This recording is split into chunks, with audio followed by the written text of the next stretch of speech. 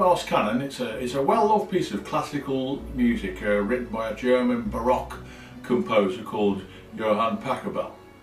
So this is a pre-1700 piece of chamber music which has more recently found its popularity at weddings.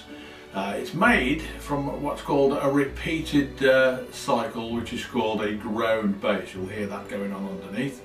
And there is a main melody which I'm going to show you how to play. We can look at this piece of music as a variation on a theme, but that's what happens throughout it. It keeps changing when you hear it played by a small orchestra.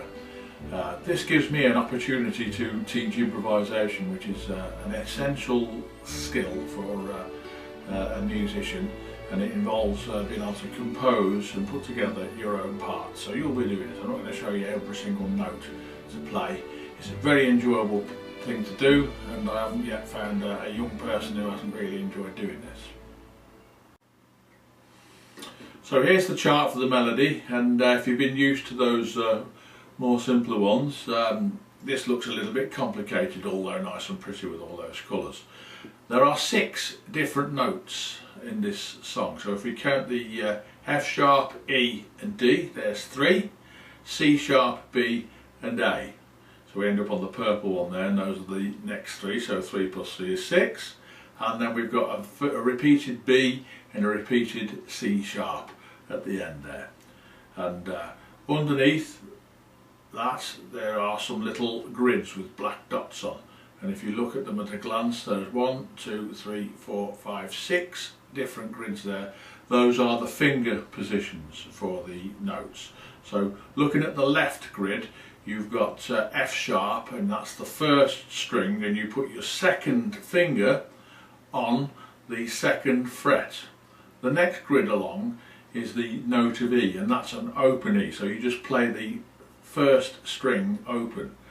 Then for the next note D, the yellow one, we move onto the second string, and you play that on the 3rd fret with your 3rd finger. And then we go down to C sharp in green, still on the 2nd string, and we play that with our 2nd finger. Then the next note of B is an open 2nd string, and that's what we play. Then we move over to the 3rd string and put our 2nd finger on the 2nd fret, and that's the note of A. So those are the notes. The grid underneath that's on the left hand column says note, string number, fret number and finger number. That's so you can be absolutely sure which finger you've got to put where. Then underneath that we've got a little chord which we'll play on the intro. So this is an introduction to chords. So I'm going to take you through the playing of the song now, and I'm going to do the finger positions with the guitar. Let's have a nice close-up on that. So I am operating a principle here of what we call 1 finger per fret. So in this song we're only going to be using the 2nd and 3rd frets or open strings, but that's the rule. So we've got these 2 fingers, and they're going to operate on these 2 frets. At no time we're going to use any other 2 fingers other than fingers 2 and 3. So the first note is F sharp, which is there. Then we play an open string, which is E. Then we play a D with the 3rd finger there on the 3rd fret. A C sharp there, and then open, which is B. Then we move over across to the 3rd string, 2nd finger, 2nd fret, and those are the 6 notes. Okay, let's play the main melody and you can see what we're talking about.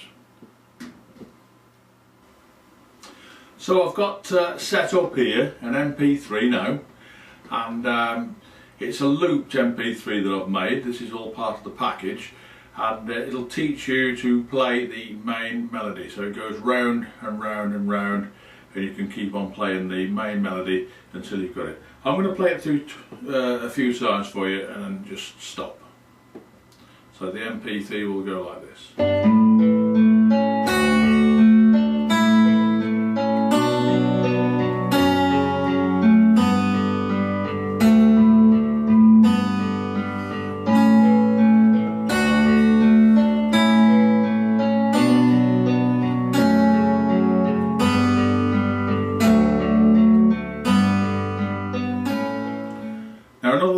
do, as I said earlier, it's a repeated cycle.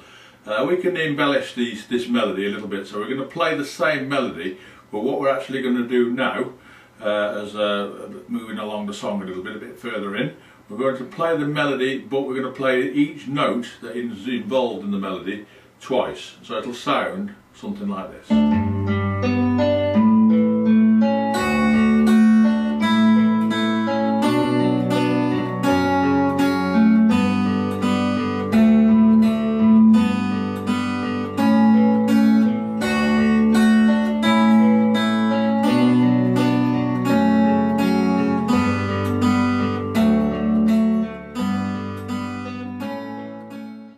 Okay, so now we're ready to add in a little bit of improvisation, and what I'm going to do here is add in 2 extra notes. So where we start on the F sharp, you can add in this note at the top here, which is a G on the 1st string, 3rd fret, 3rd finger.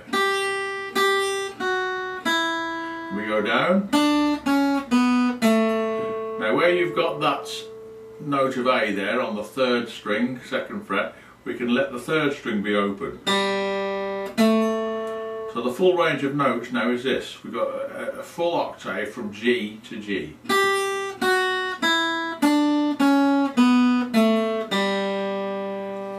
And those notes will give us something to improvise with. So this is where it starts to get fun for you. And I'm going to just show you a little bit of improvising here now.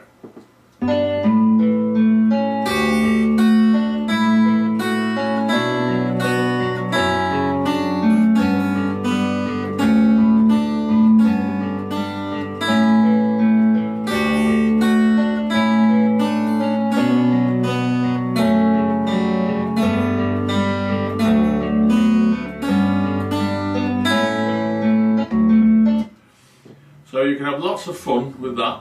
I've got an extended backing track, and that will give the opportunity, and at some point we need to put a plan together where I'm going to show that in the second half of this. Will be a second video. This is enough to be going on with for this part. Okay, so enjoy.